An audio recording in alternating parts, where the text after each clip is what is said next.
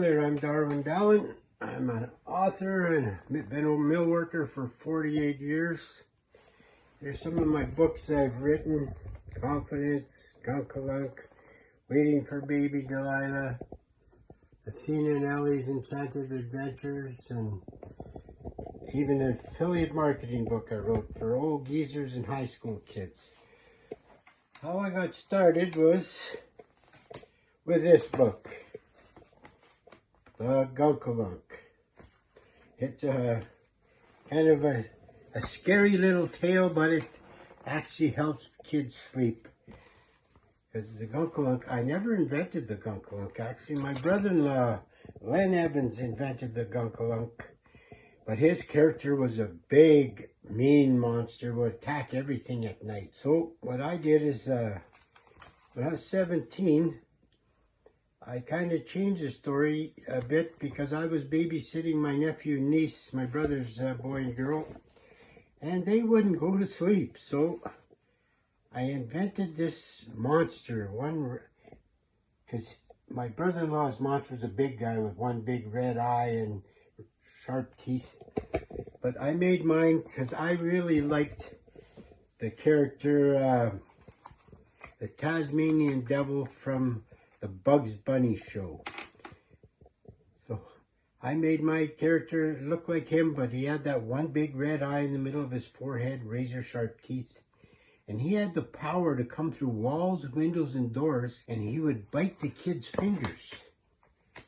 And why this story worked on my nephews and niece is because we have a cousin, Clint, and he was in a couple car accidents, and he lost some fingers.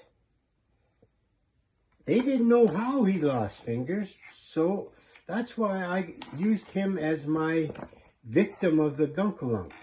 If you didn't go to bed, he was going to come in and he was going to bite your fingers. So what we did one day is I had my brother Terry go out in the yard, and we had red crepe paper on a flashlight, so it looked like a little red eye flashing. So when my nephew saw that, he just said, "The Gunkalunk," and ran straight to bed. And then my niece followed him. So that scared him to bed, but I didn't want him to be scared and have nightmares. So I invented a thing called the force field. And I had saw this on some space age television show as a kid. I can't remember what it was. It was a Space 1999 or Star Trek, I can't remember. But anyway, I invented the force field.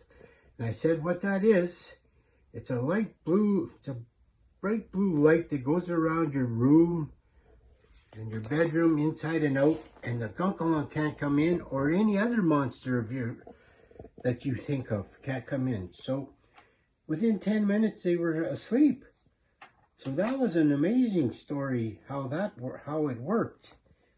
So my brother and sister-in-law really thanked me for telling them about this Gunkalunk, because that's all they had to mention was a Gunkalunk, and off to bed they went and down in 10 minutes. Not only that, my nephew and nieces used that on their kids. Plus, I used it on both my boys.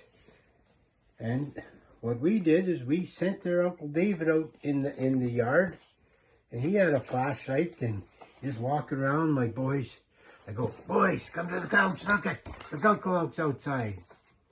So they went out and they took a peek, and they saw that red light, so they figured that they were going to go to bed because they weren't risking nothing. So after a little while, a year or two, I'll show you here's how we had Uncle David out in the yard. See, he had the flashlight. Kids saw that, and off to bed they went. So it worked like a charm. But I think he overheard us one day saying that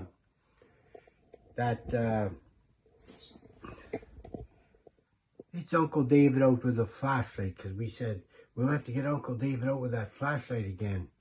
So they didn't believe for the longest time. And it just happened to be, we were in Meadow Lake visiting, And my cousin Clint was at my Aunt Irma's place. So we went over there, and I looked at Dale and I said, so first I went and told Clint my story. Told him I'd been using him as a victim all along. So he kind of got a chuckle out of it. And I told him, I'm going to go get my son and you show him your fingers. My auntie said, you don't do that to no little ones. I go, darn right we are, auntie. And so Clint was sitting at the table and I brought my son in. And when he raised his fingers, my son's eyes bugged out like in the cartoons, and his chin dropped to his chest.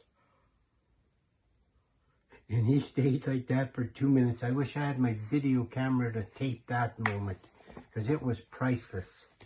But anyway, we always told them about the force field, so they know they were always safe. So he believed for quite a few more years about that. And the funny thing was, when he went, told my youngest son, who was uptown shopping with my wife at the time, he not only didn't listen once, he didn't listen twice, he got up both hands. So he really told the story of the Gunkalunk, and he's continued, the oldest son, he tells it to his 3 daughters, and when you say Gunkalunk, off the bed they go. And they were here this summer, and we had my nephew go outside with a broomstick with a red light on it. And he tapped on the big picture window, and when my granddaughter looked behind her, she saw that. She just eyes bugged out, Gunkalunk, and ran to the bedroom. And my little granddaughter, she was about 2.5 at the time. She wanted to stay and see what it was about. I said, get to your room, you don't want to lose no fingers. So she ran too, and then they were in the bedroom. And then my son come around the bedroom and tapped on the light on the window, and they could see that. And the oldest granddaughter, she goes to my younger granddaughter, don't worry, Ellie, the force fields is on, so it'll protect us. He won't get in. And sure enough, the Gunkalunk didn't come in, and they were asleep within 10 minutes when we come back to check on them. So that's kind of the story of how I come about the Gunkalunk. I'll tell you about my other stories next time.